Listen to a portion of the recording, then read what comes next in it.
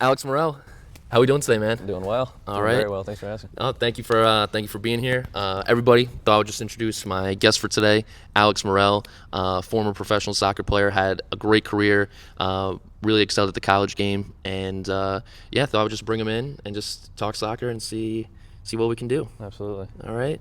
So, Alex, tell us a little bit about yourself and where you're from and how soccer began for you. Yeah. So I'm from Florida, Florida man through and through. From Lakeland, Florida, right in the center. Um, Basically, I like to describe myself currently as a husband first, a dad, a real estate agent slash soccer coach, just jack of all trades, kind of. Yeah. And growing up in Florida, there's a lot of good soccer, to be honest. In general, the whole state has always been like historically good at soccer. So and I'll let you dive into all the questions later. But yeah, that's a little bit about myself. You go ahead and start asking your soccer questions here. Well, how old are you? I'm 30, just turned 30 in this past May. All right, me too. I'm 32, so we're getting there, but we're still, still hitting our peak, right? Yes, So, yeah. In certain aspects. yeah, right, for sure. Have you lost a step? Yes. I had to think about it for a second, but yes. All good, all fun. So, Just one step though, not two or three, just one. yeah, okay, that's not a lot for him. Not just messing around. But anyway, yeah. So from there, just talk to me about soccer. How it started for you, what got you started playing. Your motivations behind it. Just tell me about your early days. Yeah, I'd say early days I was definitely the average American kid in the sense of did all the sports very early on because of my parents. Soccer stuck, I believe. One, because I was good at it early on, kind of noticed that. Another one is my granddad played soccer in England, so I had that culture going into it. He always pushed a little bit, for me to play soccer, and I think honestly, him giving me money every time I scored or an assist or something like that probably helped. But then kind of just stuck with me, and I stopped playing baseball, I stopped playing basketball, I stopped playing all the other sports pretty early on to focus on that because I noticed the potential even at a younger age, I think, and so did my parents and family. So yeah, what age was that? It's kind of a rough estimate, but between 3 and 4 is when I started. I Three wanna and say, four, I wanna say folks. 4 is when I did rec soccer Okay. at Carter Road. I remember it like it was yesterday. But I'm saying, like, when did you decide I'm going to focus fully on soccer? Yeah, probably. Let's see. Basketball, I kind of stopped like when I was middle school. So middle school, what do you turn like? 13. 10 to 13 is kind of where I knew. Okay, that's pretty standard. It's like a lot of people between. Moving to competitive from Yeah. rec, Yeah. that kind of thing. Yeah. But like that's when you decide to like basically shuffle all the other sports. You're saying. Yeah, pretty much. And I don't know if I did it like myself Right. or my parents kind of maybe like helped with that. Yeah. I couldn't tell you. I can't remember. I don't have that good of memory, to be honest. But yeah, I just know that that's where I focused. Gotcha. So from there, talk to me a little bit about like even at those younger stages, you talk about your grandfather giving you money and that type of thing. Did you feel like anyone ever pushed you in that direction intentionally? Did you live with your grandfather? Like, what? Tell me a little bit about that. Yeah, I tell you what, I don't think it was ever intentional to push. I think it just came out of passion from my granddad specifically, and even my dad when he started to get into it and coach me a little bit in the youth ages. Yeah, so it was never their intention necessarily. I think they wanted me to do whatever I wanted to do, but it was just so obvious. Mm-hmm. And I was just an athlete at that point, right? So was everybody, but I was able to fine tune things, especially later on. What was your other question? No, it was You had a just follow-up question? yeah, it was just like, did you feel like anyone pushed you in that direction? Was that all down to you? And did you feel like, from a parental perspective, did they put pressure on you? Did they not put pressure on you? What about that? No pressure from my parents. Honestly, kind of the opposite from two different sides. My dad was the opposite. Like no pressure in the sense of you can do whatever you want to do. You're smart. Don't forget that you're smart. You know what I mean? Like you're athletic, but don't forget that your grades. You got to be smart. The best of both worlds was my mom and my dad. My mom and my dad were divorced, so you go to different houses every now and then, spend weekends, and it's just a different way of life. But it benefited me, Okay. I think, because I got the best of both worlds. And then my granddad did live with me. That's what you asked. He did live with me throughout my entire early life. Okay. So I would say that definitely pushed me. So that was with your Mom. paternal. Oh, so that was your mom's dad. Yes, my mom's dad, granddad. Yeah, and Okay. actually, this is the video rolling? Yeah. This is Tottenham. This is his club. I even have granddad on the back. Okay. In remembrance of him. So yes, now that I'm even talking about it now, he played a big part in my soccer career. Yeah. Okay, that's Which is cool. yeah. That is really cool. Okay. So from there, talk to me about some of the first clubs you played for, and tell me about like your early stages before you really went very competitive. Yeah. So recreational was at Carter Road, not far from my house. We had names like Lightning and what other kids' names you do. White jerseys, I remember that. I was just always faster and more technically gifted than the other kids. I don't know how the level was, obviously, because it's so long ago. But transitioning to competitive was like around 10 years old. Lakeland Lasers is what we were called. Yeah, and shout out to a few of my coaches, like David Lucido, helped me out a lot in my early days. Yeah, I kind of got recruited, like in a sense, from these guys, David Lucido, like the coach I just mentioned, from Rec, to saying like, okay, you can do this, come try out, and then boom. So it was just as natural for you. It was obvious maybe to everybody that you were a little bit more, quick, balanced, technical. Was that something that you were practicing when you were younger, or was it just as natural as I'm just at that level? As natural as it could be, honestly. And team trainings just helped out. Mm-hmm. I benefited so much from team trainings more than individual. I think that might be coming up in more detail, but yeah. Yeah, cool. That's good to know. So from there, when you were playing in your early stages, did you ever imagine that you're gonna go on and play professionally, or is that something you thought about at the early stages, or did that just develop? There was some at the early ages, but it was getting trumped by skateboarding and all the other fun stuff that you're doing as teenagers/kids. So it was there, but I wanted to have fun first and do all the other things first. Respect. Yeah, exactly. Cool. So then you mentioned that you played for the Lasers. So what was that like? What was team training like? Tell me a little bit more about that club and the impact they had on you. Yeah, it was great from my memory of it. I had a lot of friends that did it that also recruited me with the coaches. So had a lot of fun with it with my friends. I think that's kind of the base of all good things. Sometimes it's just having fun with your friends and enjoying the moment. But it did get transitioned to competitive, so it was getting more competitive, and it was still very easy. It was still very easy for me, and that's how I transitioned to another club in Tampa, which is a region close to Lakeland. Okay. Got recruited from there. So, but the trainings and everything were class at Lakeland Lasers. Honestly, it definitely was a jump from Rec. It comes as a shock sometimes, but I grasped it so easy, to be honest. And the coaches believed in me and kind of taught me through it all. So even at that stage, kind of the natural ability kind of took over. Yeah. Okay. Absolutely. Yeah. Okay. And what were you like even at that stage? Like, what was a typical Sunday like? What could I have expected from like an Alex Morell performance on a Sunday? Yeah, Alex Morell performance would be, if we had games on a Sunday or Saturday, whatever it is, you'd see me skateboarding around the field before the game. Okay. Right, and this is kind of like a rep I had, just kind of a punk skater kid. Yeah. So I would do that before the games, kind of roll up, and do all the things that you would with the team, like warm up. It wasn't a hot shot by any means, but I was doing other fun stuff too. So I'll do that, go score a bunch of goals at that level. And then go home and have fun with probably a few of my friends from the team. So that was like an automatic, like I'm showing up to the pitch and I'm getting at least like one or two today. Yeah. Okay. Yeah. So that mindset probably started early too. Yeah. So at that age, were you just saying like, did you feel like I'm like a pace emergent? Am I a dribbler? Or am I just like a full-fledged goal scorer? It was just overall everything. It was just honestly, like, I don't mean to brag, I really don't. But at that age, I just had like. Were you physically more developed than the others, or? No, I was a scrawny kid. I wouldn't say I was built by any means. Like, I wasn't taller. I was obviously always short my entire life, and so I had the both. Talk to me about when you're playing in Tampa. Which team did you play for? What was that like? Was there elevation and expectation, things like that? Yeah, so I kind of got plucked from the Lakeland Lasers to guest play for teams in Tampa called Largo at first. A guy named Jerry Trimble was the coach that kind of saw me. Don't know how. Coaches must have talked, which is something that should happen more often nowadays. But anyways, yeah, he plucked me out of that system, put me in the one in Tampa, so my family was traveling 2-3 times a week, an hour and a half away to take me to these trainings. Once again, another level, going up. But I always had belief in myself. The coaches had belief in me, which is very important. And also just made a lot of friends on that team. And so that made it fun at the same time serious. Yeah. So as long as you have that growing up, that balance, I think it's crucial for young athletes, and it was for myself. Yeah.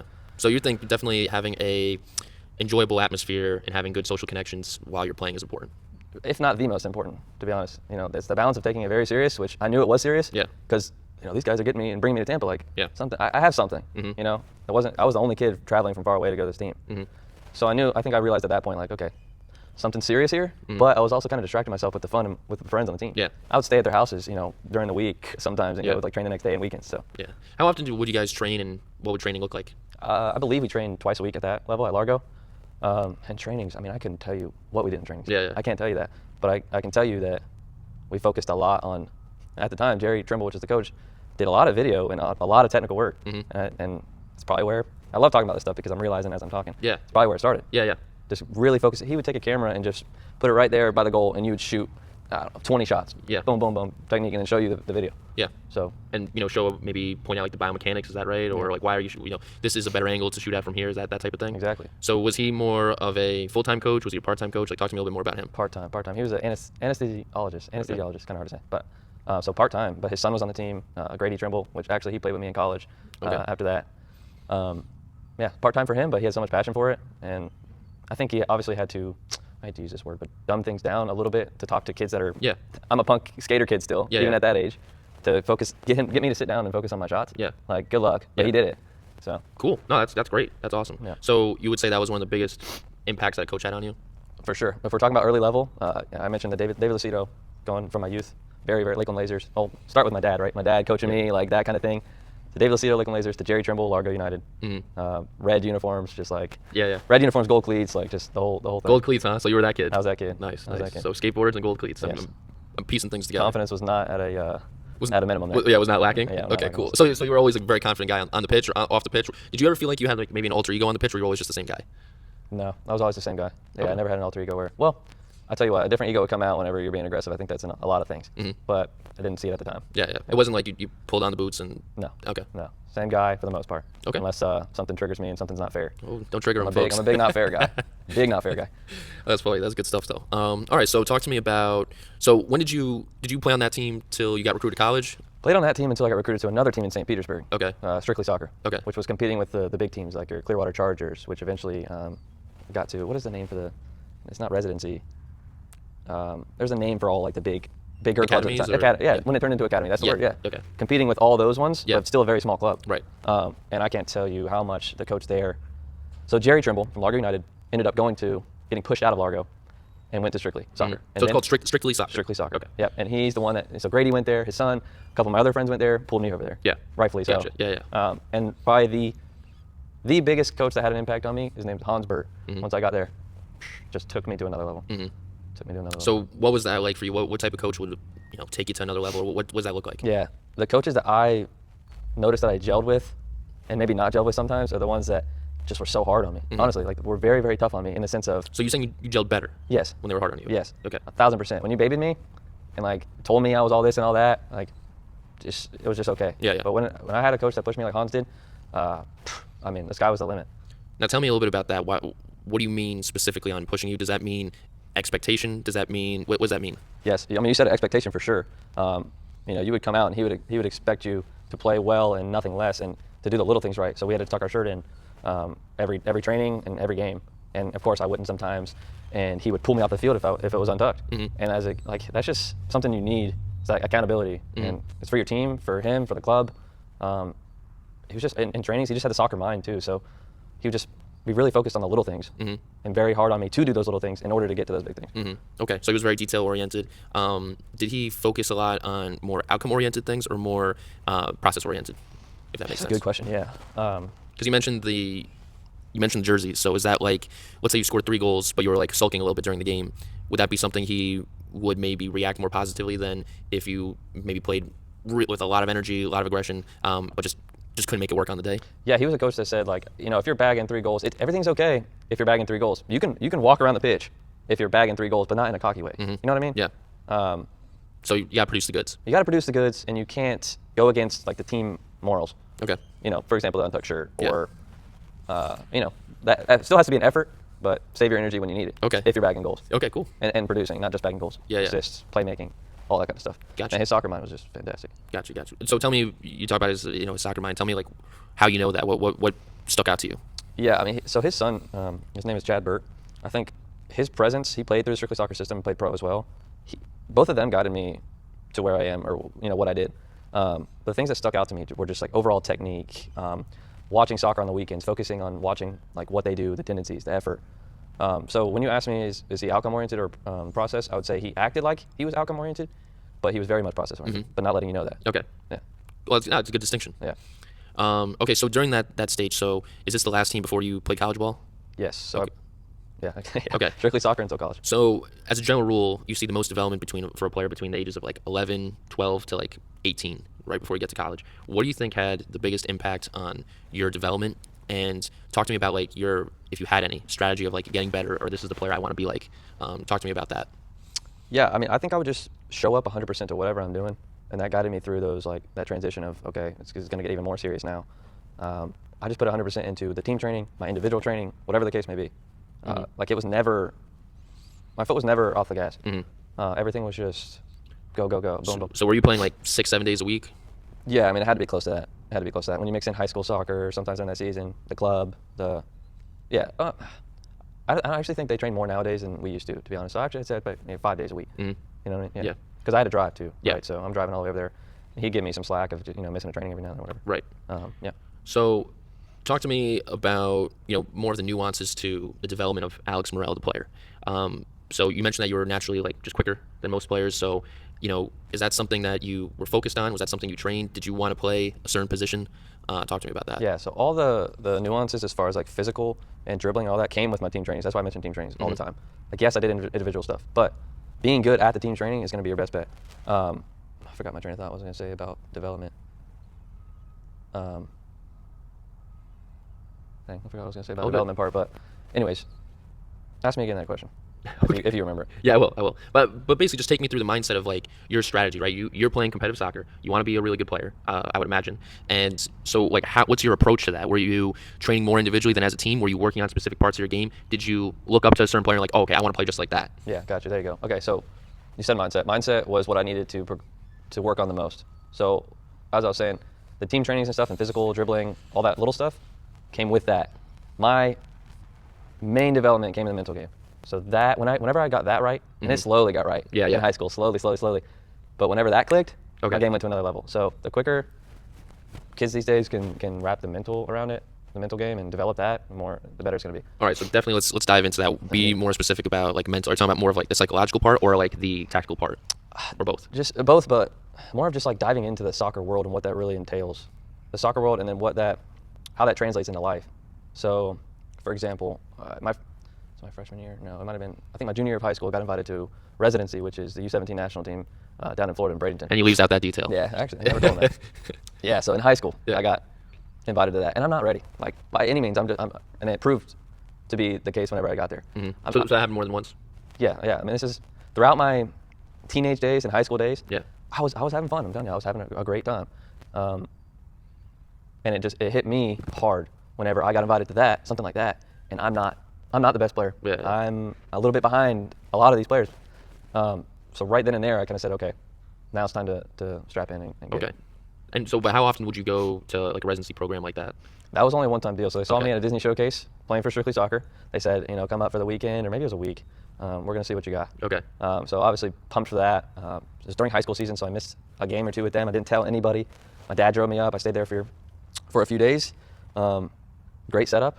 Everything was so professional, and I'm like, man, this is awesome. Like, this is what it could be like. But I just wasn't ready. Yeah. I was still maybe thinking about something in high school. I had a girlfriend maybe I was talking Respect. to. Yeah, respect. Maybe I wanted to go to a party instead of do this. So you weren't, the ultra professional, ultra committed player at that time? Not early on. Okay. And when you got there, I really like to be as specific as possible because I really want players to have these insights that they normally wouldn't get. You know what I mean? So like when you get there, you're playing against guys from the top academies in the countries, the LA Galaxies, the New York Red Bulls. Like what was like the main thing that stood out to you? Like that you said, okay, I'm not right. Was it the pace of play? Was it their mindset? What was it? Man, I just think that they were in the systems. I call them systems. That's not a great word for it either, but it is. Well, the academy system, yeah, or like high level. They like were in there system. early, so they were just used to it. It was just like second nature to them when they were there. And for me, it was like a whole new world. Yeah. And some people can gel right into that. Just at that point in my life, I couldn't. So they were just more technical on the field, sharper mentally in a sense of while they're on the field. Right. Listening to what the coaches had to say right away and it clicking in their mind. Maybe it took me a little while to get that more than them. Yeah, they were just ready, and you can tell that they were there for a while and used to it. Okay. And what about like the pace of play, or like how does it go, when you're going from these different levels, do you notice that things that work at maybe the lower levels no longer work, like maybe some tricks you could get away with? And did you find that there were a lot of players who they might excel maybe at a lower level and maybe they can impose more technical aspects of the game, whereas when you get to the higher levels, it's like simplicity is actually like king, like playing fast and simple is the way to go? Yes, absolutely. That was there 1,000-fold. Yeah, that comes with experience. So like now that I've had my soccer experience, right, I play differently. Right. So they had that experience earlier than me, mentally and physically.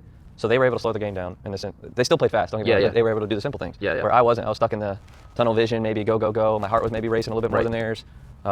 Thinking about more stuff in my mind. Yeah. Because that's a lot of things that I ran into as a player and a coach is, you got these players who can dominate. They might be the best player in five-a-side. They might be phenomenal players like on the futsal court or something like that.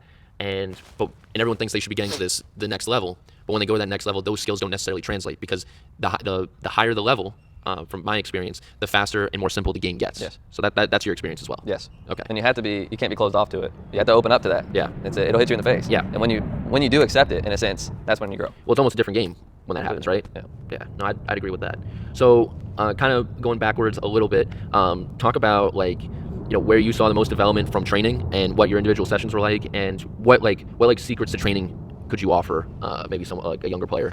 Yeah, I kind of touched on it before, and it's kind of broad, but if you can put 100% into your trainings, whether it's individual or team training, you have to, because if you do less than that, you're going to do less than that in the games. Your teammates are going to see less than that. Big thing for me is lead by example. So, and that was from an early stage for me. If my teammates see me busting my butt 100% in team training, they're going to do that in the game on Saturday and Sunday. I wouldn't say I did a lot of individual training. They were all small groups. So like the off-season trainings with small, fine-knit groups took me also to another level, because I was able to just fine-tune things that I needed to work on from experienced pros. Mm-hmm. Okay, so you got access to high-level pros coaching you. Yeah, so in a sense, I was lucky to that aspect, because I had, I mentioned Chad Burr. He was his son. He played at all levels of American soccer just like I did, even overseas. He was making sure that I wasn't, goofing off and getting to an extra training with him on a random weekend. Okay. Some other guys like Christian Silva played a long time, has a lot of experience overseas and in the States. They just made sure I was still on it. Yeah. Okay, so I'm picking up on a trend here. But so you weren't the type of guy to go get a ball and like just train at a local pitch like for hours on end? I was, but in the sense of that's my fun. Okay. So, yeah, I would only do very little of that, the individual stuff. I would always have a ball in the house. Yeah. So that kind of aspect. But that's the fun part for me. I take it serious whenever I need to, whenever I want to / need to, in team trainings, in the small group trainings, and in games. Yeah. Outside of that, I want to have fun with the ball. Okay. But also still, when you're having fun, you're still working on things. Yeah. Oh yeah. No. And you don't even know it. But you weren't like the type of guy that was like, all right, I'm gonna go and I'm gonna do 200 free kicks today. No. Interesting, because I was very much the opposite. I was like, and did you feel like you weren't that way because you were already training so often during the week, or Yes. Okay, Yeah. So you're already playing like how many times a week? 5, 6? Yeah, 5 to 6. Okay, so that makes sense. You know what I mean? I still wanted to have a life Yeah. outside, and I don't mean to put it that way, because it's great when people do this stuff, and sometimes the greats have stories where they do that. Yeah. But for me, internally, I wanted to balance early on, and who knows? That could have been a flaw. Don't know. Well, maybe. But it's my story. Yeah. Could have been, but we'll never know. Yeah, no, I mean, just from like a coaching perspective and a player perspective, I've seen it go both ways. Like some players also just need that reprieve, to bounce back 100%. Yes. Whereas like some players, they'll train endlessly individually, right? But their mental and physical stamina is going down. So they might be training a lot, but then they show up on Sunday and they're just not at 100%. That's a great point. So what's the point? You know what I mean? There's no real point in that sense. Like, they talk about the juxtaposition between Jack Grealish and Erling Haaland, right? Some people are just wired. Like Erling Haaland, he's doing everything. He's got the tape over his mouth at night. He's doing grounding. He's reading up on all these things. The ultimate professional. And then you have someone like Jack Grealish who wants to go out after a game and kind of regenerate mentally. Yes. There's no right way to do it. From all the people I've talked to, it's just a matter of what works for you. You know what I mean? So. Yes. That's the beauty of it. Sometimes too. Yeah, I mean, if you went too hard all the time, maybe you burned out and you just never even want to play college soccer. You just never know. Now I say that was my early stages. Uh-huh. Once I get to the college, I'm taking it serious. Yeah. And into the pros. Okay. Still doing those other things, but not as much. Mm-hmm. Like, doing all the hardcore things. So just before we get there, because I do want to get to your college game, like when you're working on your game, are you trying to build a certain type of player? Or are you just not even thinking about it? You're just like, I'm just going to show up and play my best. I didn't think like, okay, this is the player I want to be necessarily. I just let my personality and play do the talking, and then go from there. And I kind of like, now that I'm thinking about it, I really relied on probably what other people say about me in the sense of like leadership. Mm-hmm. And like if they say that I'm like leading by example, like that's what motivated me, Mm-hmm. and that's what turned me into the player that I was and am still. Mm-hmm. Does that kind of answer the question? Yeah, that makes sense. I'm just I just always wanted to be someone. So like I exemplified my game after guys that I just saw a video the other day. Messi doesn't dive very often. Mm-hmm. That's who I wanted to be. Mm-hmm. I want to be someone that doesn't dive. I want to get up after a tackle, show my teammates that I'm getting up and fighting. Mm-hmm. That kind of player. Okay. So it's almost like a mental warfare for you, or like a psychological thing. Yeah. And then just like playing was just a byproduct of that. Yes. Interesting. That's interesting. And my mental game got miles better and so like extremely strong. So say that again. So talk to me about that. Really dive into that. Just the mental game, how it developed. Like, what do you mean by the mental game, and how did you develop it? Yeah, so not relying on the physical abilities as much, and focusing on the confidence aspect of the mental game. So, for example, throughout college, I tell people this all the time. Whenever I had like a negative thought pop up in my mind, it went in one ear and out the other. Mm-hmm. Like, those negative thoughts didn't exist for more than a second. That's what I mean by mental game. Getting rid of it as fast as you can and showing your teammates and yourself the next play that it didn't matter. Okay. I'm going to do this now. So is that something that you were very cognizant of when you were playing? Very much. Okay. So in college. But how about before then? Not as much? Early on, not as much, yeah. So, I mean, I developed slowly and late in the mental game. Okay, so when you're talking about the mental game, because this is something I've been talking about with my players quite a bit,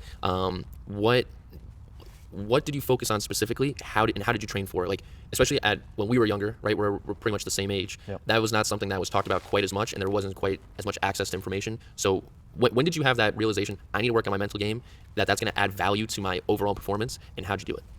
So actually listening to the people, because there is people that are telling you to focus on your mental game and the aspect of things. There are people telling you at a young age, you don't realize it. You nod your head and say, yeah, I'm just going to go out and play on Saturday. But for me, I had those examples, those people that said, your mental game's going to be important. Your mental game, like my stepdad, I'm bringing up a lot of examples. Tim Wheeler's his name. He played professional baseball, actually. He always preached it 24/7.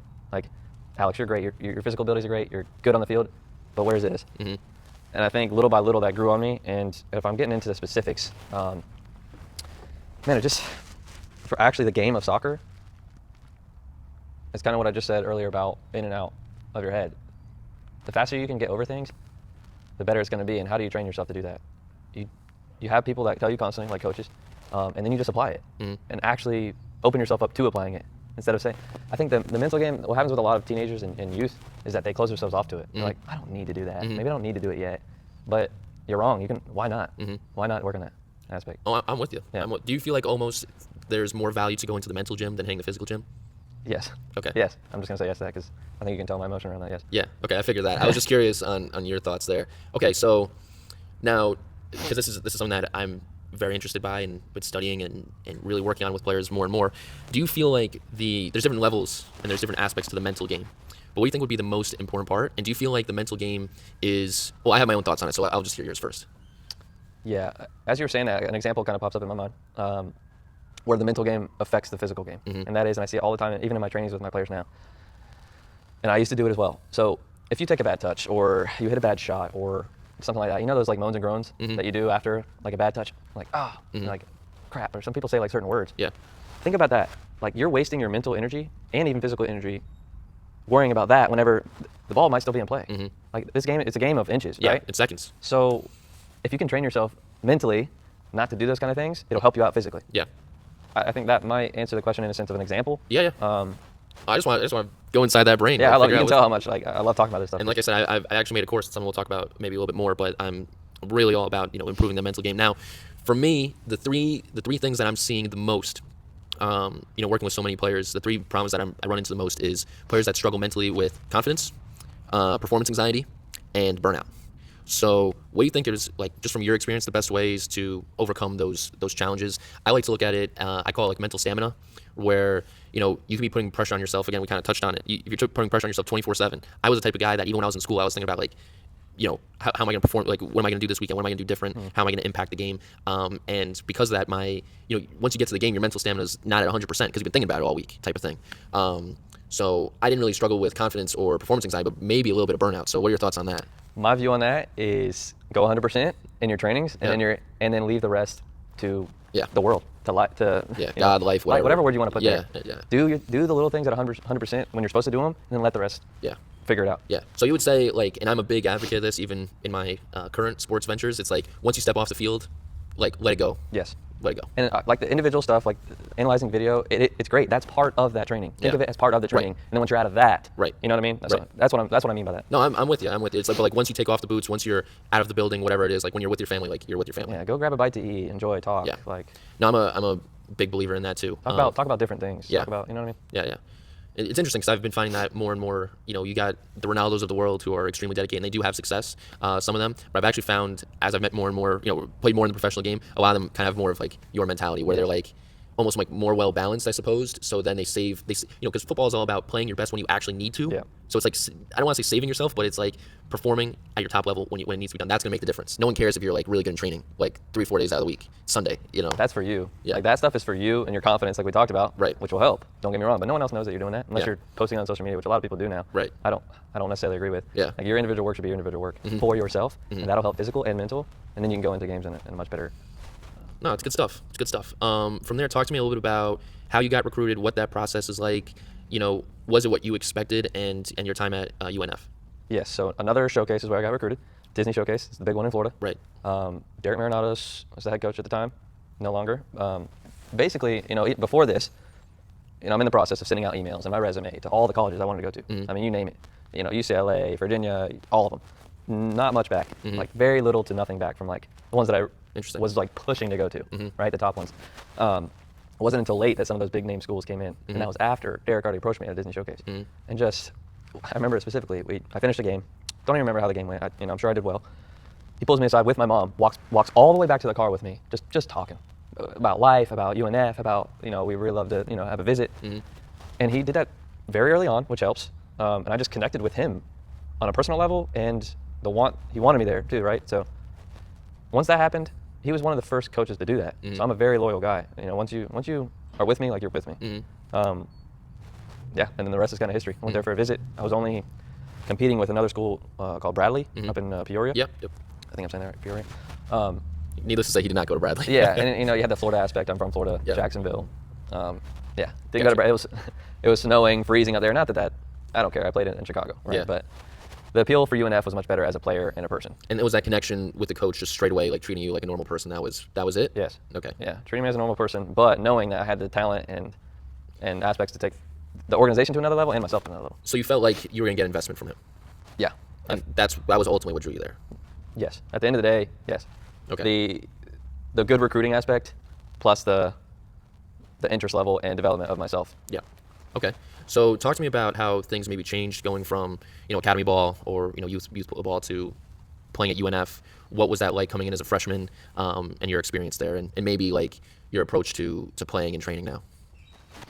Yeah, that transition to college was there's just a lot going on, right? So you're moving to a different city, you're moving to a different culture, club, soccer. So you just need really good, and you don't know these people, Yeah. right? You don't know these people. So you have to put a lot of trust and faith in your teammates and your coaches and yourself. Again, if you apply those things, that transition, it was smooth. Mm-hmm. It was smooth because you trust the process, Mm-hmm. right? Game gets elevated tremendously. I'm sitting on the bench for the first couple games, watching. Heart rate's going, the nerves you should have. It just boosts your game to another level once you get in that environment. Okay, but like now that you're at the college level and it's just like more professional, I would say you might be having training, morning sessions, video sessions, things like that. Did that have like an impact on you whatsoever? And being the youngest on a team, and I guess tell me about like your freshman year. Yeah, I never thought about all the like intricate things while I was in it. Deep thinker. Alex Yeah, Morell. right. No, I just really didn't. I was just, once you're in it, if you can just immerse yourself Yeah. and not think about all the other little things, that worked best for me. So you're very much a day by day person. Yes, very much. Yeah. I had to be almost forced to write down goals and this and that. Honestly, Yeah. like you said, it just works differently for everybody. Not that I was not passionate about the game, I was. But that environment, once I go into the environment, I'm a quick learner. Mm-hmm. So if you have those quick learning abilities, just trust it and go with it. Okay. Would you say that one of the most underrated abilities in soccer would be being a problem solver? Yeah, for sure. Yeah, definitely underrated. I think that's why a lot of center defensive mids probably go underrated. Yeah. But okay, cool. And just like being able to like adapt. How was the college game for you different than playing like academy ball? Was it something that suited you? Was it like what's the difference? 'Cause I know when I played played college ball at Stony Brook, I know that was dramatically different than playing academy ball. Yeah, it was definitely different, but I just never at the time never thought of it as different. Once again, I know it's kind of, I was just in it, man. I didn't think about all those little things. Do you think that reflected your playing style? Very much so. Like Very much like so. just go. Yeah, 100%. 100%. Because as a winger, which I played most of the time, if I get that ball out wide, you see a 1v1 situation, Yeah. go. Don't think about anything else. Yeah. Now, as you get older, it might be different, but But your game was always like 100 miles per hour. Get it, like run at the defender, get the cross in. yes. And And like I had to be taught that Yeah. as I went up into that stage, but then once I locked it in, that's when I had the most success. Yeah. And then it's kind of funny because you build yourself up to that point, do it for a while, get noticed, and then you start to realize all the other options too. Mm-hmm. No, and that's great. We've played together, so we know a little bit about like each other's playing styles. I think we have some similarities, but some differences, definitely in our approach.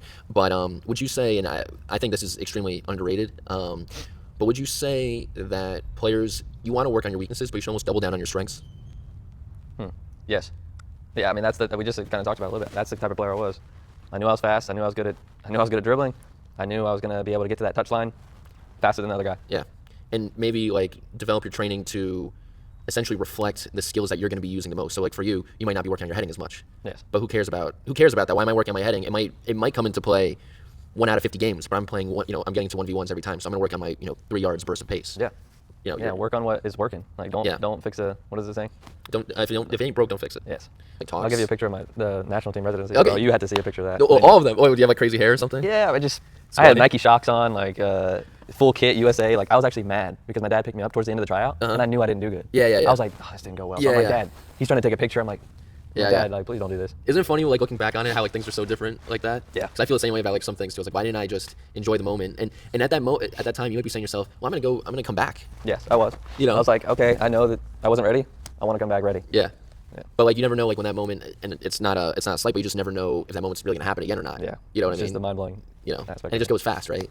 Okay, so tell me, like, go into more of the nuances of, playing college ball, and you had a very successful career at UNF, so, like, just talk to me about how that was, and talk to me about how, just, like, again, like, college soccer is different than academy ball, at least from my experience. Yeah. So, like, if you want to go and have success, have success at a college, how do you think a player should develop their game? Yeah, so when you get to the college level, you're doing more film. You're doing all these things to help you, and your coaches are doing a lot of this for you. Your assistant coaches, Joshua Dunn was the assistant coach at UNF. So you're getting the film. You're doing, like I said, immerse yourself in that. That's going to help 100%. But in the sense of like developing mentally, you need the coaches there too. Like I was blessed with some really good coaches. They did the film, they did the mental aspect, they did everything. Mm-hmm. And what really got instilled in me in my college career was team first mentality. Mm-hmm. Team first, and then individual awards come after that. Mm-hmm. And I'll speak to this till my face turns blue, because that was big for me at the time. Mm-hmm. And I tasted that success because of what they instilled in me. Mm-hmm. Winning the conference championship my senior year after losing it 2 or 3 times before that, making it to the NCAAs. And it's almost like a blessing and a curse, because you do that, you put the team first, but then you still have to do things individually. Yeah, and that's soccer in a nutshell. Yeah, it doesn't sound like you. It sounds like you obviously had a lot of success. You kind of touched on some of those points, but do you find at times that as a team sport, team athletes, you did kind of touch on it, they have this kind of, I don't want to say crisis, but there's a level of like identity confusion almost, because sometimes you have to be selfish for the team, sometimes you have to be selfless for the team, sometimes you have to be selfish for yourself too though, because sometimes you may love a team and the team doesn't necessarily love you back. Man, what a battle that is. Right? Talk about battle. That is all mental. Yeah. That is all mental. So if you can develop things to help you with that early on, and there are things from experienced players like you and myself, it's all about getting that insight. Yeah. And do you feel like, now that I'm older too, I think about it this way, that it's very difficult for young players to wrap their mind around this, but as we both know, the soccer development curve, your career trajectory is going to be up and down. You're going to be a starter 1 week, and then you're going to be on the bench for the next 3. Yes. That's just the way it's going to go. Do you think that it's an important mindset skill for players to understand that everything's just a moment in time? Yeah. Yeah, if you can just roll with the punches. God, what did my teammate used to say? Aaron Walker, he used to say, ride the highs and sail with the lows or something like that. Basically meaning just go with everything that's given to you. Yeah. Because you could be benched, you could be starting. Yeah. And that's honestly how it should be, to develop resilience. Yeah, yourself, your teammates, teach you to be a better team player. Yeah. All that. Is it important to know that? Well, there's a couple things that I like to preach when I'm working with my players, but is it important to know that things just change fast? Yeah. One day you could be the starter. One day you could be not even dressed to play. And it's also, I think, understanding that a lot of stuff in your success in a team sport is external at times. Like, for example, you're a pacey winger, right? So you might be playing against like a back 5, and now they're going 2 up front, and so you're dropped into the bench. You might even had a great week of training, and it's just like understanding that it's external, so it's not necessarily in your control, and it's not necessarily a reflection of you anyway. There you go. Right? Not necessarily in your control. That's one of the big things you just mentioned there. Yeah. Just control the controllables, right? The quicker you can accept that and move on and say, whatever. Yeah. Next play, next game, the better. So one quick thing that I wanted to ask too, because you touched on it earlier in the conversation, is that you said as soon as you get a negative thought, we got to learn to basically throw it away or release it. Novak Djokovic talks about that a little bit, where, and I agree with him, where a lot of athletes, they think that they need to think positively the whole time. And that they can't let a negative thought seep in. Now, are you the type of person, or would you advocate for, you can think negatively, but you have to like almost release it, like straight away, like you get mad and you recover, rather than not getting mad at all and you never quite recover, if that makes sense? Yeah, it does. So me personally, I was get a negative thought, leave it for later. and I would come back to it not when I'm in that moment, because what's the point? Yeah. What's the point? So I'll think about it maybe later that night and, Yeah. and deal with it there. Yeah. And maybe it'll take me, I don't know, 30 minutes to a couple hours to like wrap my head around it and be like, okay, this is what I could do better next time. Yeah. So that's what I would do with it. Does that make sense? Yeah, no, that makes sense. But I'm kind of trying to train my athletes too to say, you know what, it's okay to release some of that anger. Okay. Like frustration sometimes, like to maybe, kick the ground or something. But you got to come back. Yeah. At times you almost want to see it as a coach, and you almost want to see that it's passion, right? Yeah. It's passion. They're in it. But as opposed to like holding on to, like showing like a good face, but like secretly holding on to it, and it's like nipping at you. Yeah. You know what I mean? I know what you mean, and I'm trying to give you my thoughts on it, but because I definitely was, as a player, I was frustrated at times, and my coaches would know it. My teammates would know it. Yeah. Right then and there. But then you just, right after that, you give 100% your next plays, and it goes away. Yeah. In a sense, like. Yeah, no, I'm a big believer too that like, basically a match or your development journey, it's kind of like a story. So people only really care about like the way it ends. So like, assume like you could have missed 3 penalties in one match, but if you score the winning goal, Doesn't matter. Doesn't even matter. Doesn't matter. So you kind of have to. I tell players too, you kind of have to be a little bit gone to be an athlete. Like you got to be a little bit crazy. Same with the coaches. Definitely, but like you kind of have to have this mindset if you want to be successful, where it's like it's going to work out. It's going to end the way I want it to. It just hasn't happened yet, and it's like almost an arrogance, but like you need to have that arrogance, I think, to make it anywhere, not just in sport. Absolutely. You hit the nail on the head. Yeah, with that. Like I even tell some players are struggling for playing time, again, something uncontrollable, and I tell them, listen, your coach loves you. Like your coach absolutely loves you. He just doesn't know it yet. So you just have to like remind him, and it's like almost that arrogance that allows you to, instead of crying, you're laughing. You know what I mean, type of thing. Yeah. So let's talk a little bit more about UNF. Like, tell me about like some of your high points there, some of your successes, and how you changed from a freshman to a senior. Yeah, I think my coaches gave me the platform to play. I know I said I played mostly winger, but in college I played almost every position in the entire attacking half. Yeah. So I learned so much by playing every position and tendencies of my other teammates and myself, and they gave me that platform, and I took it and ran with it. If you look at my stats, not a lot of goals, a lot of assists. The assists are significantly higher because I was doing more at every position. That to me was huge. What was the follow-up question on that? So just how you changed from a freshman and some of your highs, like some of your biggest successes from playing college ball. Yeah, so you obviously had success. Yeah, so from freshman to senior year, individual, team. Like, right, like 4 years you get to do that. You get to find that balance of being an individual, being selfish, and then becoming a team player. That would be my biggest thing that I went through from freshman to senior year. The highs were our conference tournaments. They were honestly, like when you get some individual accolades, they feel good. Yeah. So those were some of the highs, and your teammates are noticing that, and you're still working hard.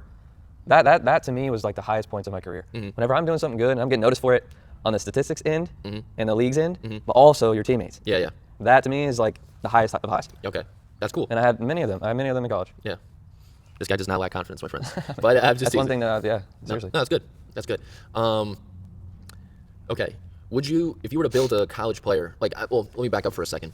In my opinion, this is going to be maybe a little bit controversial, but I think for the college game, I would almost argue that there is a technical base that you need to have to play at any high level. But I would make the argument that the college game is played at such a rapid pace and kind of generally, I would say, chaotic. Not all colleges play the same way, but I would almost make the argument that the way football is developing, especially the college game, you almost want to have the athlete first and then the footballer second.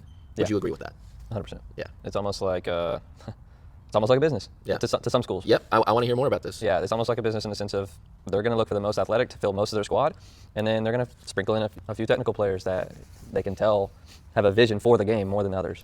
Absolutely. And you stand out. If you're that player, you stand out a lot in college. Yeah, absolutely. No, so I totally agree. I always say that there's boulders to the team and then there's pebbles, and they'll build their spine, whatever that case may be, and then they'll have their pebbles. But a lot of times, when coaches are recruiting, at least from my experience, and I want players to know this, is they are looking for, I hate to use this term, but they're basically looking for employees a lot of the time.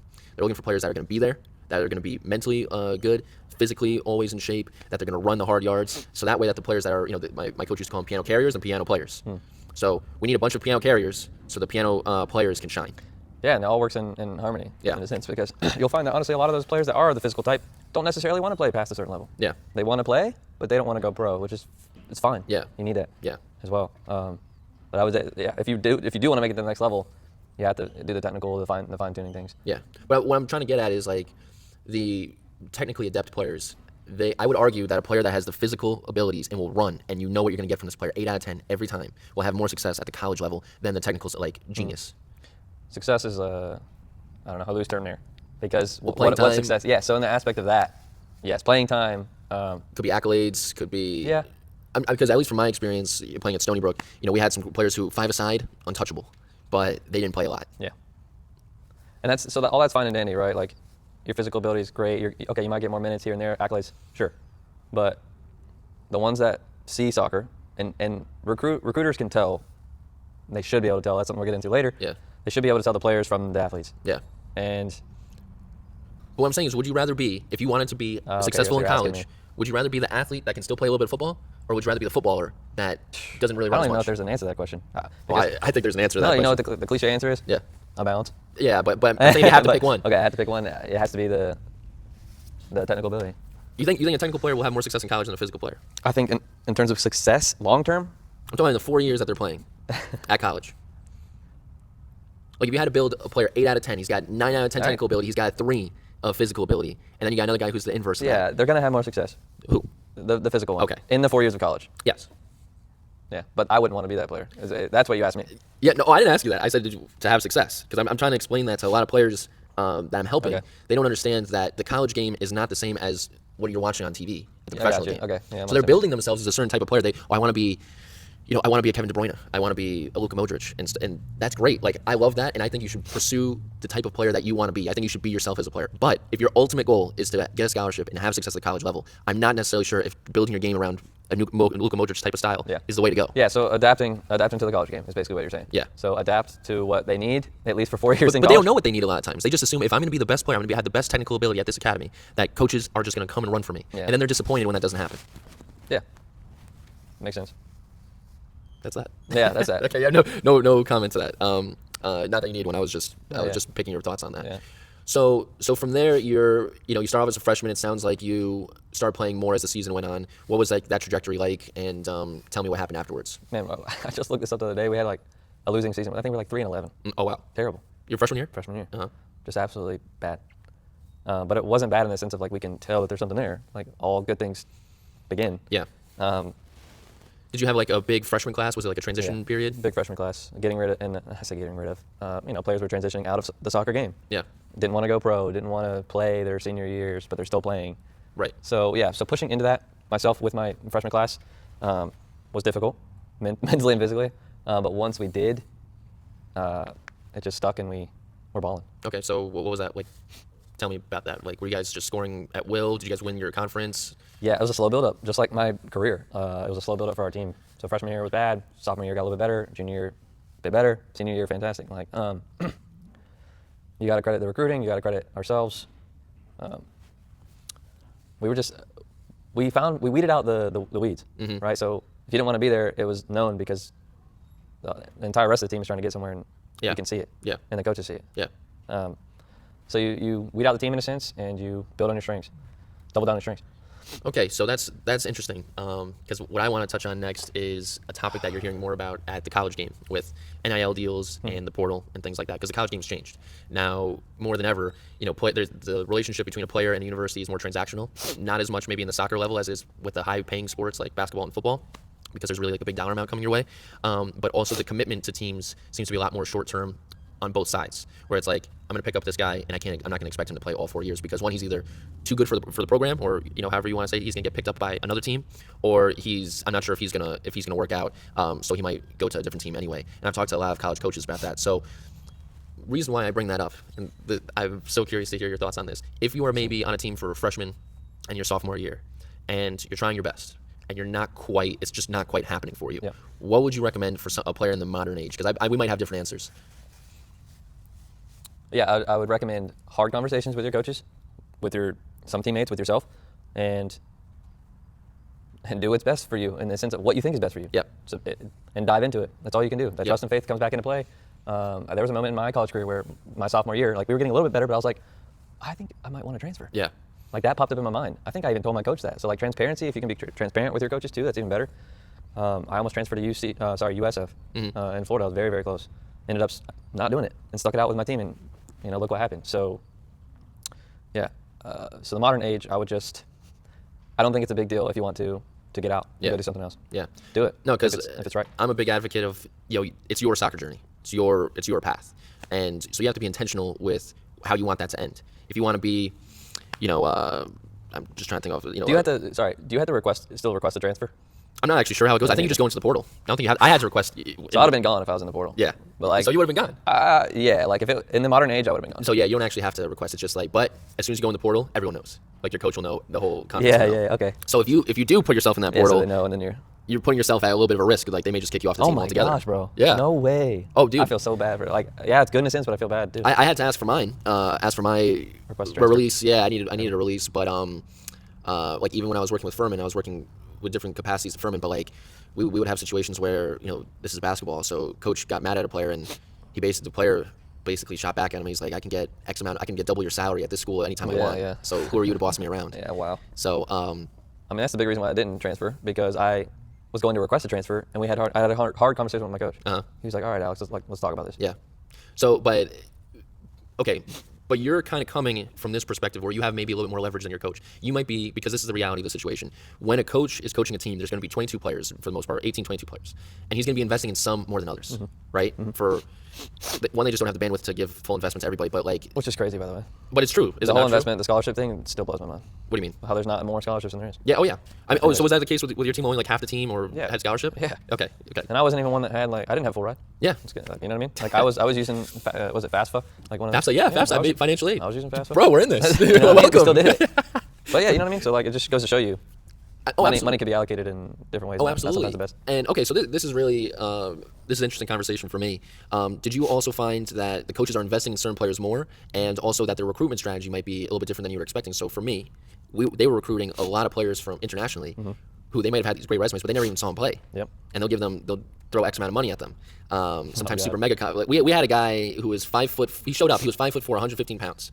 I mean, good player, but not great, and not a great fit for the college game. And he had all the investment that I've ever seen in terms of financial investment, coaching investment. And I always found it baffling because it felt like to me at Stony Brook, again, a state school in New York, it was like we're going to invest all of our funds into international players, and then we're going to pick up New York players to kind of fill like the squad roles.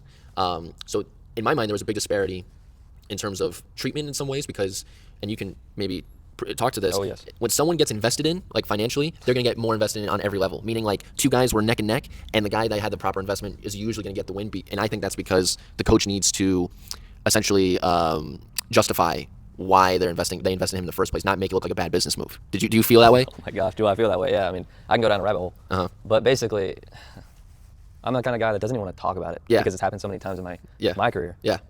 And even though I was like the bigger player in college, sure, when I transitioned to pro is when I noticed that. Yeah. The player that's getting the more money in the investment is going to get more playing time. Yeah.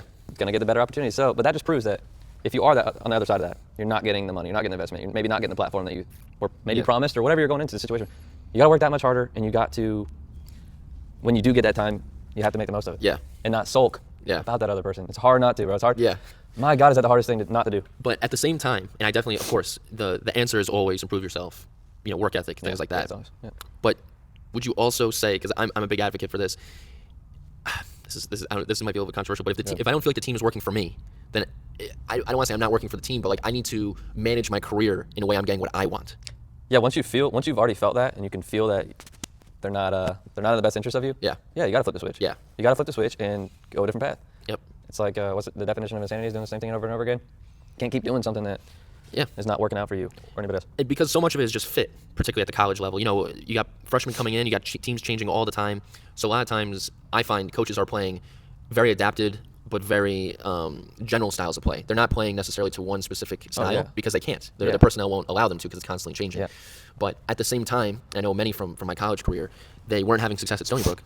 They went elsewhere and they had great success because it was a better fit for them for one reason or another.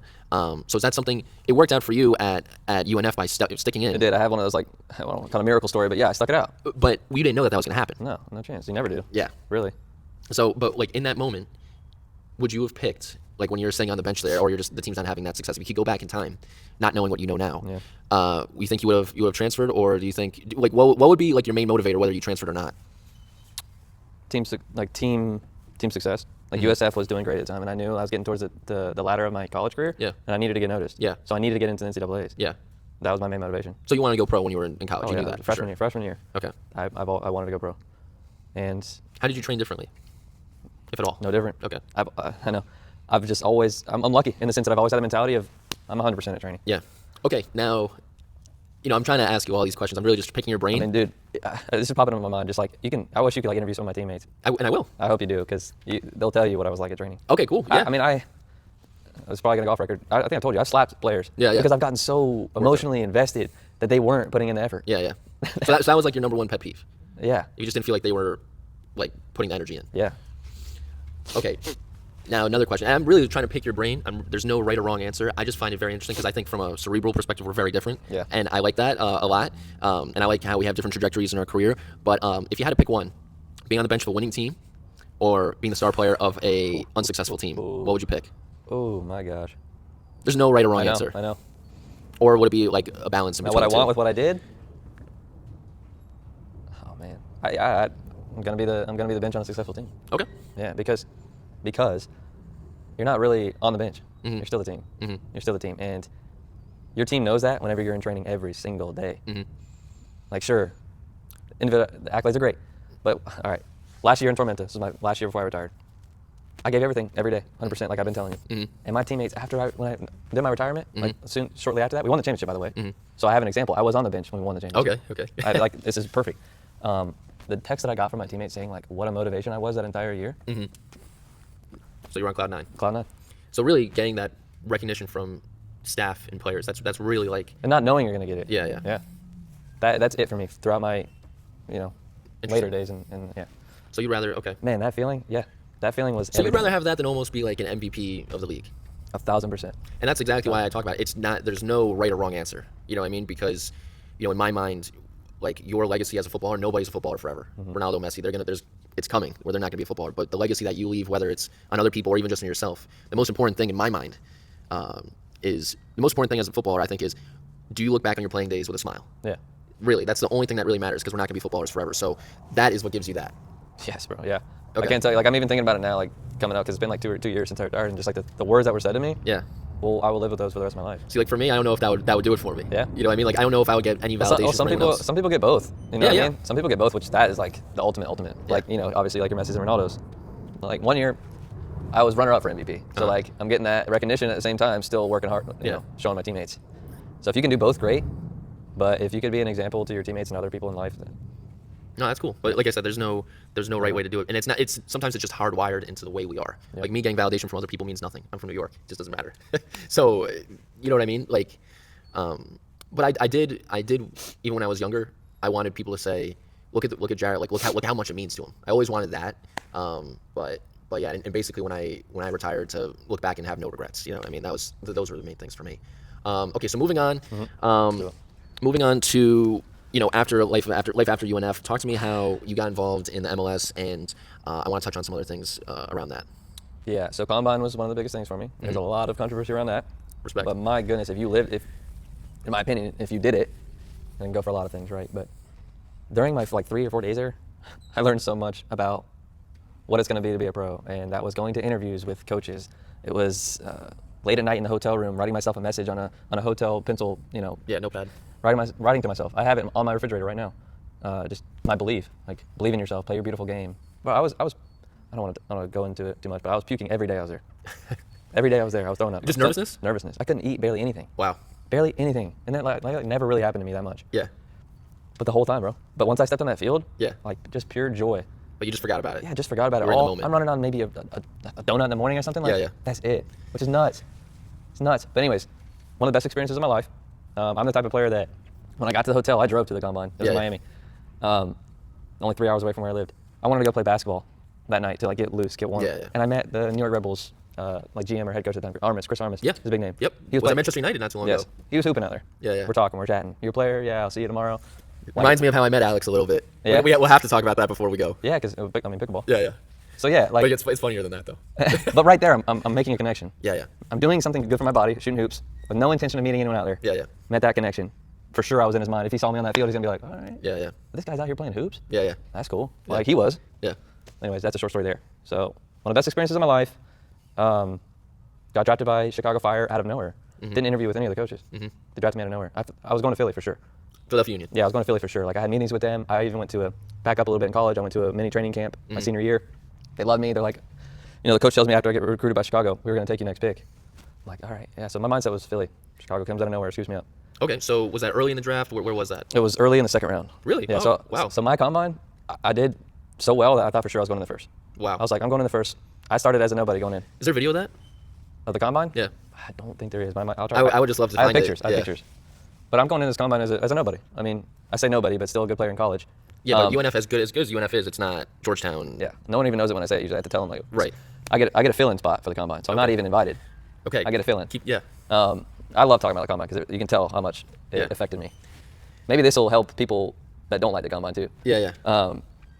Yeah. What else? What was I saying there? So you're talking about that you were expecting to go to Philly. Chicago picked you up. It was early. You said early in the second round, I think. Yeah. First pick of second round. First pick. There you go. First pick of second round. So pretty much a first rounder. Yeah. And I'm thinking the whole time I'm going first round. Bummed that I didn't. Yeah. That's amazing, by the way. I love that. Yeah.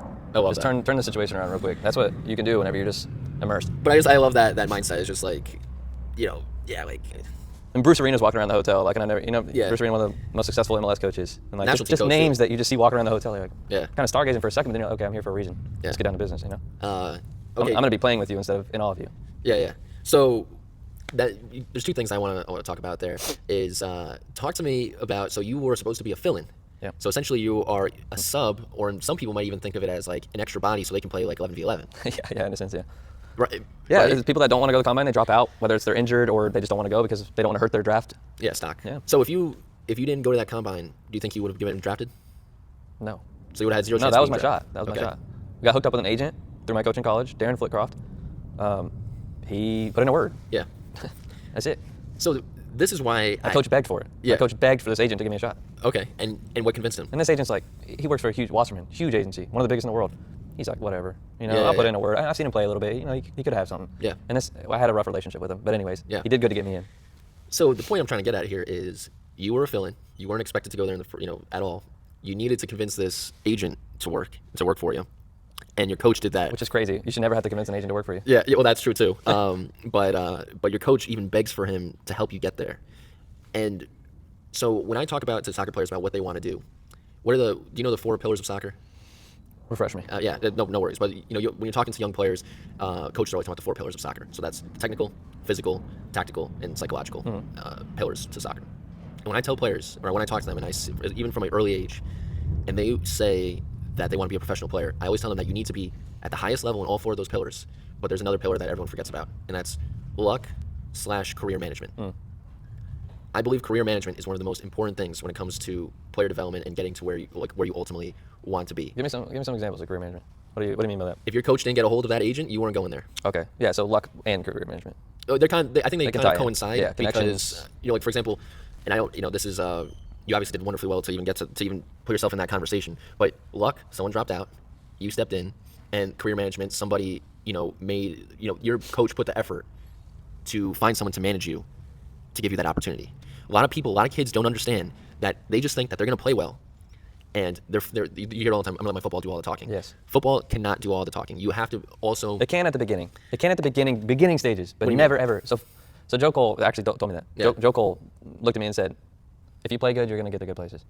In the beginning, that's true, but eventually, like I'd say when you get to college, almost. Okay. That's when your career management comes into play. But at the same time, I think you just worry about playing good Yeah. until you get to that level. Yeah. Well, and I agree with that, like to a certain stage. But at the same time, if I'm playing soccer in Wyoming and there's not a lot of scouts there per capita, I kind of have the onus is a little bit on me to Yes. say I need to make video. I need to reach out to coaches. Yeah, of I need to find people who believe in me and things like that. So I just think that's such a differentiator because I see so many talented players and they wonder why these lower level players are having more success. And it's like half of it is like the coach just needs to know you exist. Yes. And needs to put you in a position where you have some leverage and you can slot yourself in somewhere. You know what I mean? Like, and I'm saying that again, like in a good way. Like that also happened to me. Like I've been the benefactor of having good career management, and I've also been like at the detriment of having bad career management. So it happens to everybody. Yeah. But like also understanding like your coach is you're building your own brand. Your coach is going to advocate for that brand to the agent. So those were the conversations I was having with my coach mid sophomore whenever I was having doubts. Yeah. Those are the conversations. Even when he recruited me, those were the conversations we were having. Like, Just to put that out there. But like a lot of these kids, they don't understand. Like they get to like 17, 18, and do you think it's a wise investment to hire an agent Yes. if you really want to go pro? Yes. I think you have to. Yeah. all of the players that I've talked to that eventually have gone on to have success, they were not the best players I've played with. They're not the most. They didn't have the most success in college, but they all had had an agent. So Got someone working for you and advocating for you you know, at all times. Yeah. Even though you're paying them, it's the concept. Yeah. because again, if that's your ultimate goal to play professionally, I think almost every player needs that. You need it, and it's so wrong in a sense. It's so wrong. It is. It should be. But the fact of the matter is that these coaches don't have the bandwidth to see every player in the country. Exactly. That's There's just got to the be more reality. jobs and more scouts. But yeah, and then, yep. It's just how it is. So I always want to talk about that because I just feel like a lot of players have missed out. Like, they come from a poorer background and they don't want to pay this agent, or they don't even think about getting an agent. But sometimes that could pay back tenfold. Yeah, and to speak to that, a lot of them I think get stuck in the mentality though of being that underdog, and they don't open up. They don't open up. Yeah. So like they almost, some people, I'm not saying everybody, they almost get stuck. Yeah. They get stuck in saying, oh, I've never been given the opportunity. Yeah. I've never this and that, which you're right, but nobody cares. Yeah. Nobody cares. Yeah. Nobody cares. So. And you shouldn't care either if that's your goal. Exactly. So flip the switch and write another story. Yeah. Oh, I agree. The quicker you can do that. No, I totally agree.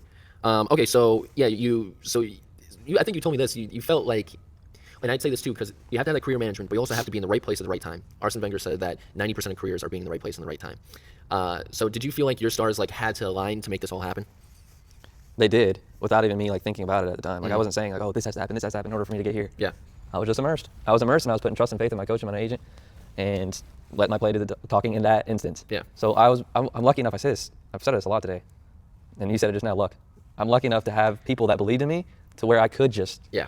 Go play. Yeah. So, but if you don't have that, you got to carve it out for yourself. Yeah. Well, but that's why I said there's those 4 pillars, and I call it the 5th pillar, but you kind of need all 5. Yeah, and you can work on that 5th one, the whole time. Yeah. By just talking, networking, talking. making a video. You never know. Seriously, and there's no better time to do it in this world than now. Yeah. So that's pretty cool. So tell me about going into MLS. How was that different from college? So college, there was a little bit of a transition, and now you're at the pro game. Like, tell me how is that different? Yeah, everything goes faster. That's an obvious one. Everything more physical, obvious. So just better on every level. Better on every single level. And that's really all. I can go into detail in the sense of like the training sessions were just way more intricate. Like you're doing things that you've never done before. And even though I played at a high level of college, right? That's the highest level in America to a certain degree. But you get this foreign coach that's Serbian, and he comes over and just has a different way of doing things. Like he played at Atletico Madrid. Panovic, that was his name. I blanked for a second. So his sessions were just fantastic. We had great players. We had some players that were in over their heads, some players that were very humble, that helped me a lot. Yeah, but I just dove in again, and I had fun. But there were many times during these training sessions where the coach is calling me out for not understanding certain things. It was another learning process. Yeah, so you had to start from zero again. Pretty much. And that's kind of a trend I think you'll see with any high-level soccer players, like starting from zero constantly. Yeah. Just like rebuilding And all the time. and going in thinking you don't have to start from zero, and then you do. Yeah. No, for sure. So what was it like, like you were talking about like the intricacies and stuff and the pace, like what's something that like all the pro players had that maybe none of like your college players had? Like what was like the big difference from there, and what's something that they all had in common? They all got, like, it all clicked to them, like the training sessions and intricate things that Panovic was like doing with us at the time. They did it with ease because we had veterans on the team that have been in the league, 10 years or whatever the case may be.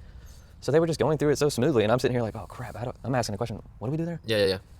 So like their thought process was just already there. They didn't have to think about doing stuff, whereas I was thinking about what I was doing. Yeah. And I didn't have to do that prior too much. Right. So that next level challenged me. Did you feel like they had like a different mindset, or did they play the game different? Because at least from my experience playing at the pro level, I always found that the game was like faster, but was like actually like lighter. Like if you did like rondos, the ball was zipping, but there was never like a lot of weight to the ball. Oh yeah. Does that make sense? Just to touch on mindset. Mindsets were not great, man. Really? Okay. Mindsets, I did not have a lot of examples to look up to. Really? In Chicago, there was a lot of individualism, and it shows. Our record was really bad. We were last place, I think, or second to last. So in that aspect, I grew from seeing what not to do. Yeah. Which is my whole life, to be honest, a lot of it. But what else? We talked about mindset. What was it like stepping on the pitch for the first time, or finding like going into the locker room the first time? What was that like, kind of being with respect to the nobody of the group, perhaps, where you have maybe some seasoned MLS players and maybe even some DPs there? Yeah, you know that they don't care about you. Yeah. From the get-go. Yeah. Like you'll come up and shake a guy's hand, and he'll be looking this way. Like, what are you doing? Like, yeah. The disrespect that you have to, and this is just my situation, not everybody's. You have to shrug it off. Yeah. And be like, okay, you don't know me now, but you're gonna know me. Yeah. Like whether if it's personal or on the field. Yeah. Like, don't worry, I'll get to you. Do you feel like, so it sounds like it's more individualistic, it's more career oriented, perhaps, more like a job situation when you play MLS, right? Can you like Straight into a business. Okay. If you're lucky enough to be able to like block that off, and this comes with the players that are higher paid and get the most opportunities, like I did in college, where you don't have to worry about that and just play. the better, but it's very few and far between, so it's not the mindset to have. Yeah, straight business from the get-go. Business from I mean, think about it. Yeah. Think about it. Chicago never met me at the combine. Whenever I had like 10 teams that I interviewed with, never met me. Yeah. Why'd they get me? Why? They didn't want to talk to me. Why didn't they talk to me? They don't want to know me. They don't want to know my personality. They just saw that I was a pretty good soccer player. Let's get them before the other team does. Yeah. Interesting. Did the manager ever give At you least that? I think. Yeah. Did the manager ever give you that mindset, or like did he do anything specific, or do you just feel like I'm a number here just from the get-go? I felt like I was a number for the majority of the time. He was a youth coach. Panovich, he won I'm pretty sure he won the U17 World Cup. So, and he was known for developing younger players. So I was very excited. I was like, he's going to look at younger players and give them opportunities. But it just did not come for me. My roommates, I had 3 roommates that were all rookies. They got more opportunities than me. And I don't know why. I kind of will never know this, but I should have known why. I should have asked questions. I should have advocated for myself more. Yeah, definitely. Yeah. I think every player should do that. And it's hard. It's also like what I experienced too. It's like, I had a little bit more of a blue collar approach to my playing days, and it's like you almost don't want to bring that much attention on yourself. I felt like, when I'm talking to the coach, like I'm almost bothering him, and I'm kind of like being this me type of person. Yes. And I don't want to be that. You don't want to be that way. You want to be selfish for the team, I suppose. But at some points, again, sometimes there's going to be situations where you love the team doesn't necessarily love you back. Do you also find in that situation that players owe it to themselves, like if it's a business type of situation, to create leverage for themselves? Say that again. So like playing in college soccer, or maybe college not as much as the pro level, because at the college level when we were playing, there's a little bit more investment, like personal investment from you and the coach. You know you're going to be together for 4 years. Yep. You know you're going to have to get along. But do you find that players kind of owe themselves to create leverage on whatever team they're playing on? Leverage in the sense of like, if this is not working out, I can just go somewhere else. Well, there's that, or just like basically elevate their status within a team. Like they kind of owe themselves to do that. Like I'll give you an example. Like we are at that stage. I think you are kind of who you are as a player. You're probably like you're still getting better, but like your base of what you bring to the table is kind of there. So you see some players at the professional level. I just think of like Paul Pogba at Manchester United. He's thinking about making a move, and Mino Raiola as his agent is basically talking about this team wants him, that team wants him, because either that will galvanize those teams to come and buy him, or that'll put pressure on Manchester United to start elevating his status. Kind of testing the worth kind of thing, right? Yeah. Do you think that players sometimes, of course, you want to create that leverage with your ability, but when that's not enough, do you think players should be doing things like that? Do they owe it to themselves to do things like that? Yeah, in a sense, if you're doing what's in the best interest of yourself. So they definitely owe it to you. Owe it to yourself. Yeah. You owe it to yourself to do that if it's not working out, just like the portal and just like college. But then there's also that moment where it could aggravate your coach and maybe even destabilize the team. Yeah, what an emotional roller coaster that could be. You just don't know. You have to choose one and go with it. And yeah, I felt exactly what you just said. Every time I went to the coach's, I did. Every now and then go to the coach's office and talk about like, what's going on? Like what? Am I in the plans? I just had a good, just came off a really good game, and why didn't I start the next game? All right, let me put this. I'm just gonna rant 1 second. Go for it, man. I never got one full start. I never got a start in MLS. What? You picked me up for the second pick, right? And you don't give me a start. Whenever I know I've done well. I have the film to show you when you put me in a game against Montreal Impact and we were getting beat. I created all these chances. Why don't I start like one of the next few games? Makes zero sense. And when you question about it, it's always just like, training, this and that. My gosh. All right, that's it for that. No, that's no. Okay, whatever, however you want to do it, but that's it for that. Okay, so you found that, or like, yeah, did you find that like those type of answers almost aggravated you more? And do you still feel like as much success as you had, because it's another thing I try to talk to players, as much success as you had, you're one of the most successful players I've come across. Do you still have like things like that still bother you, where you didn't get like that one start that you felt like you deserved? Does that still like nibble at you times? Yeah, for sure. And I find that to be extremely normal around players, who played at our caliber or your caliber, that they still hold on to things like that. That as successful as they were, there was almost never. I never got closure. Yeah. Either about it. Yeah. Like they never told me if this was the case, you're not good enough. Yeah. Like if you did that, then like sure I can accept that and move on. Yeah. But the whole beating around the bush thing, just tell me that you pay this other guy more money and you're gonna play him. Yeah. Like, most of the time that's the case. Yeah. And you have to live with it. Yeah. That's the hard part. But. And that's what I'm talking about too. When you can only control the controllables. Yeah. You can't control how much they paid for this player. You can't necessarily control. I mean, who are some of the DPs that you had on the team? Yeah, I mean we had a few. I don't want to name. I guess it's probably public knowledge. Yeah, you don't have to say anything bad about them, but you could just say who it was. Yeah, I mean. Well, who were some of the biggest names you played with there? Yeah, I mean David Acom was a guy that was, big money. Our forward, Brazilian, I can't even remember his name now. We'd have to look it up. I'm drawing a blank on names, but just big time players. And actually better that I don't say names because I mean, I'm telling you, Jared, I hear these guys talking in the locker room saying that they don't want to be on this team, like Yeah. mid-season. Yeah. Like, how for me to process that as a rookie, and I'm sitting over here working my tail off, and they're making X amount of dollars more than me, man. It's just like, And they're complaining about a situation you would have loved to have. yeah, yeah. I've been there. I'm not, I know, I'm not I know, yeah. throwing salt I in know, your yeah. wounds. I'm just saying, like, I've been there where it's like, it's almost that much more aggravating because it's like just the lack of, being so ungrateful.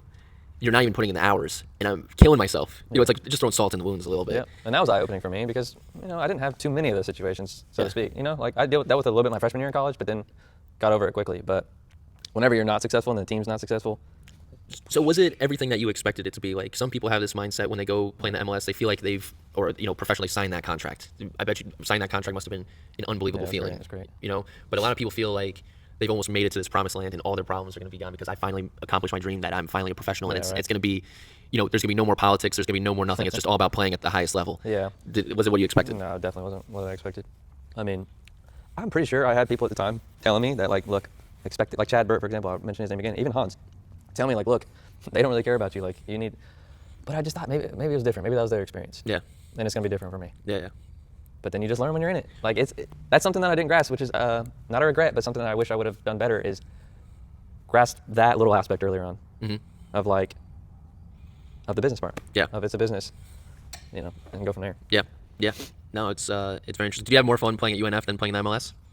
If you had to give up one, Fun playing, like just playing just soccer. whatever. If you had to give up one just doesn't happen.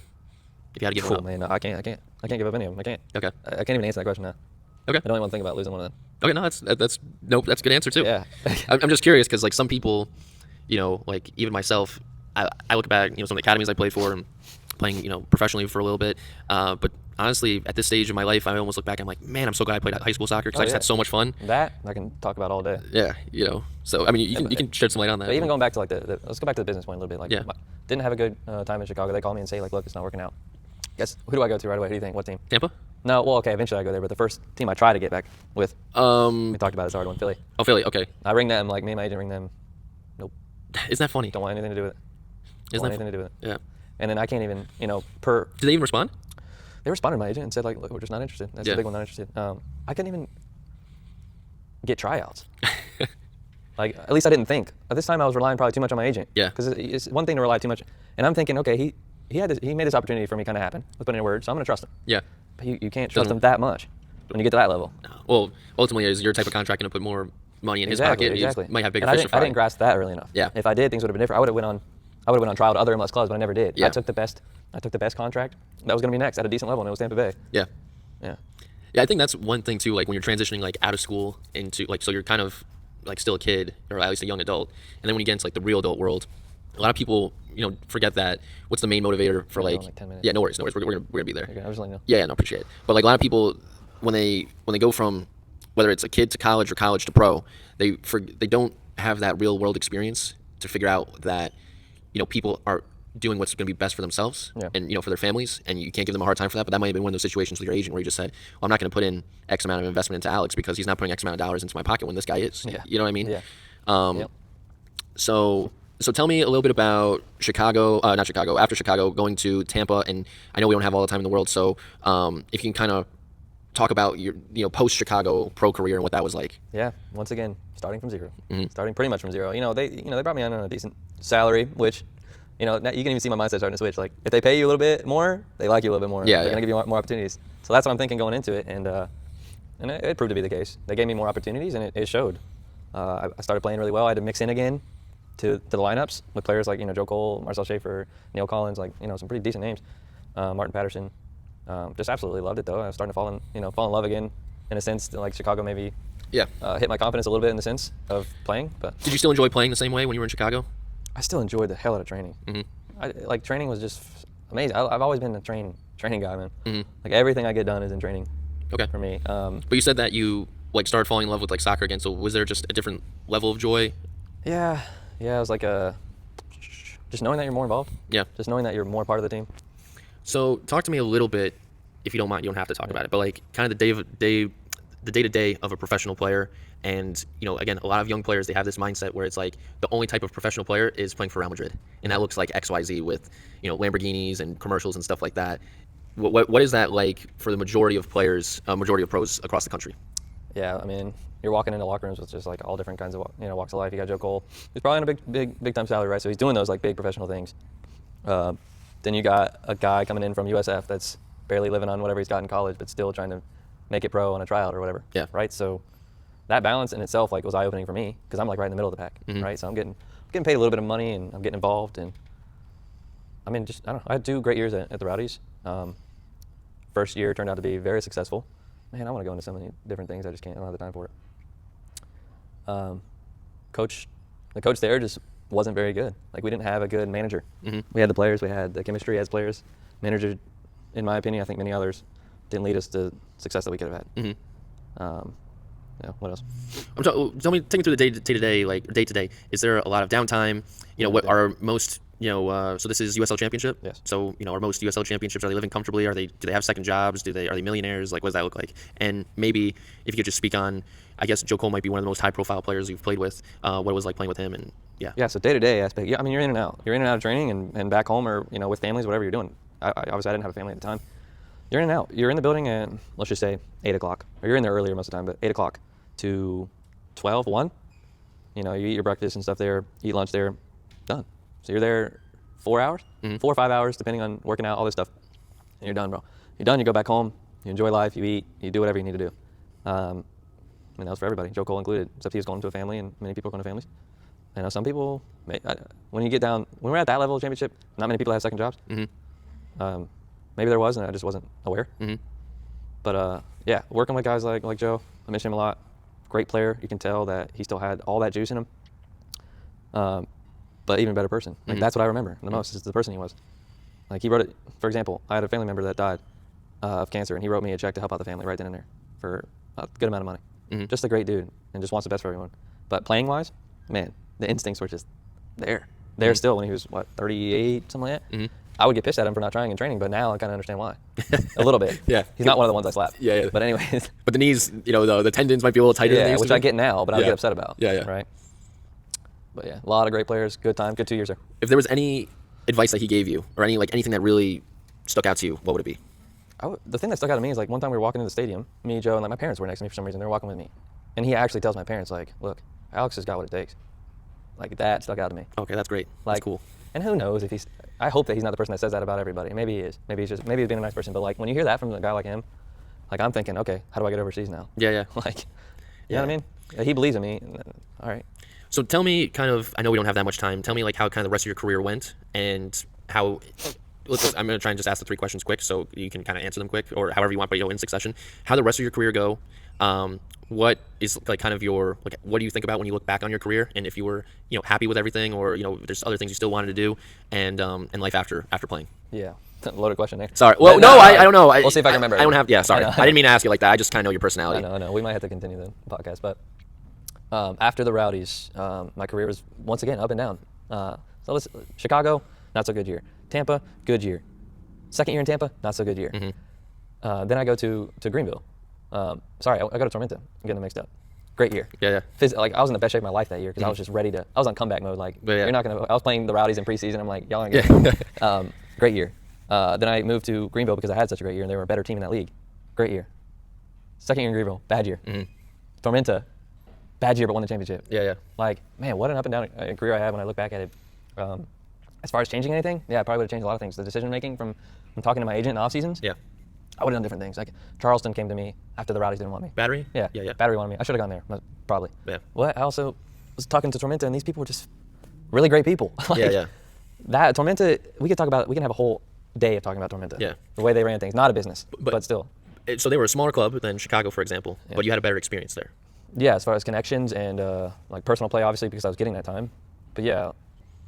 I like touching on that a little bit because people just think about the badge and they think about the status that comes with it. Can I post this on Instagram and stuff like that? But very easy to think about. Yeah, and a lot of times it's actually like I think success is am I just waking up in a good mood? Like when I look back on that times I wake up in a good mood a lot of the time. Yeah.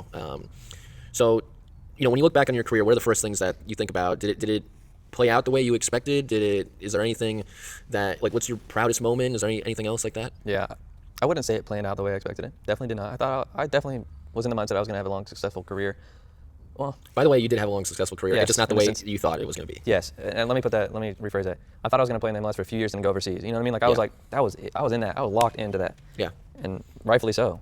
Did you have a question? Yeah, no, I was because we all, did you feel like you kind of also needed to have that mentality? You have to. Well, you have to have that belief to give it a chance anyway. I'm a big believer of give it everything you have. Yeah. Until you can't anymore. And then once you do that, I think that's why I can look back and like ultimately have no like regrets. Yeah. Because I gave everything I had. Yeah. Like maybe some decisions were different. Yeah. But I gave everything I had. And I think I know the answer, but you can sleep well at night knowing that, right? Yes. I mean, 2 weeks ago, for example, I messaged the Greenville Triumph coach. You want me back? North Carolina, I messaged USL Championship coach. Hey, if I move to Cary area, can I play with you? Both. One, I got no response. But I tried. I have to know. There could be a comeback, folks.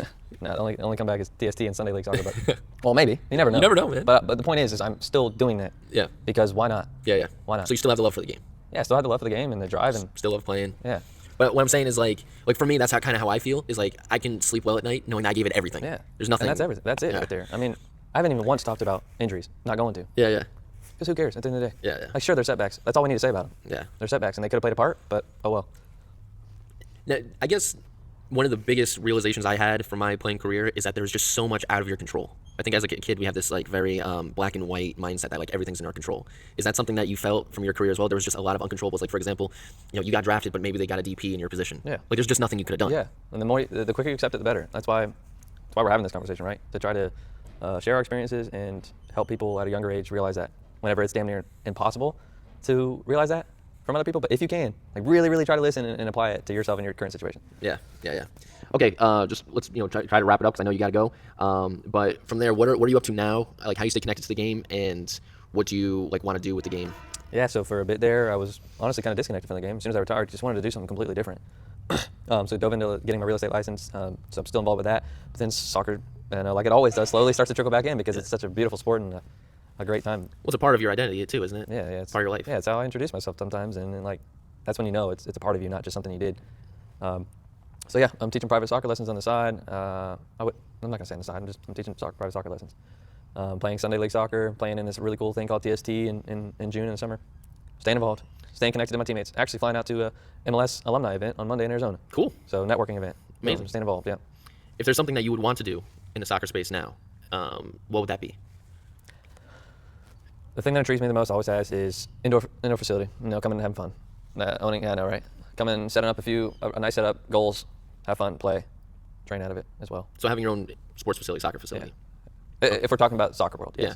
So, but you just want kids to come and play, or do you want to be involved in player development? Do you want to be involved in the college game? So main thing would be coming to play. Yeah. But the kids that really want it, the families that really want it, I share my experience with, and I share my insight and my connections, and we do what we can to help whoever it is that wants to take it to the next level, do just that. Alex Morell, Yeah. thank you, my friend. Thank you. I really enjoyed it. Appreciate it.